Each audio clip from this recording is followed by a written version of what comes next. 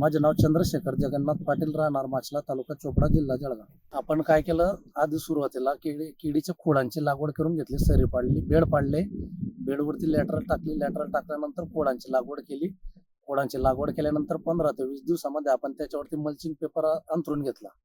Mulching पेपरचे अंथरून घेतल्यानंतर साधारणतः खोडांच्या लागवडीचे पहिले 15 दिवस आणि पेपर टाकल्यानंतर पुढच्या 15 दिवसात 90% केळी ही जमिनीतून बाहेर निघून आली. रोपांसारखा प्लॉट दिसायला लागला आणि त्याच्या 8 ते 10 दिवसानंतर मग आपण खरबुजाच्या बियांची लागवड करून घेतली. हो, आता समजा खरबुजाची ट्रीटमेंट करतोय. खरबुजाचे पीक आहे ना, हे 70 ते 75 दिवसाचे पीक आहे.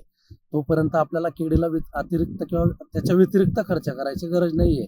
आपण जे खरबुजाच्या वेळेला खर्च करणार आहेत, जे खतं सोडणार आहेत, त्याच्यावरती 75 दिवसापर्यंत केळीचा प्लॉट हा तग धरून जातो. त्याच्यामुळे केळीला खर्च लागत नाही आणि आंतरपीक आपल्याला नफा देऊन जातो. आता हा प्लॉट लागवडीला जवळपास 40 दिवस झालेले आहेत आणि साधारणतः यावर्षी थंडी जास्त असल्यामुळे 10 ते 15 दिवस हे पीक जास्त घेणार आहे. अजून म्हणजे जानेवारी एंडिंग किंवा फेब्रुवारीच्या पहिल्या आठवड्यामध्ये याची हार्वेस्टिंग होणार. हो, म्हणजे आता आपण केळी लागवड केल्यापासून आपल्याला 1 वर्षापर्यंत उत्पादनाची आणि भावाची वाट बघावी लागणार आहे आणि 1 वर्षापर्यंत खर्च करावा लागणार आहे.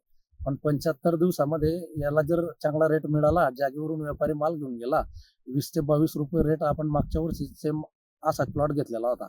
जागेवर मिळाल्यानंतर आपल्याला 70-75 दिवसामध्ये नफा मिळून गेला होता.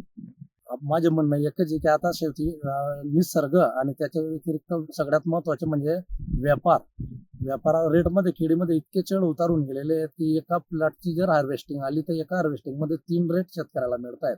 मग ती 1 वर्षापर्यंत आपण रेटची वाट बघण्यापेक्षा जर आपण आंतरपीक घेतलं तर 75 दिवसामध्ये पैसा पण मोकळून जातो आणि 1 वर्षापर्यंत तोच पैसा केळीला आपण खर्च करू शकतो.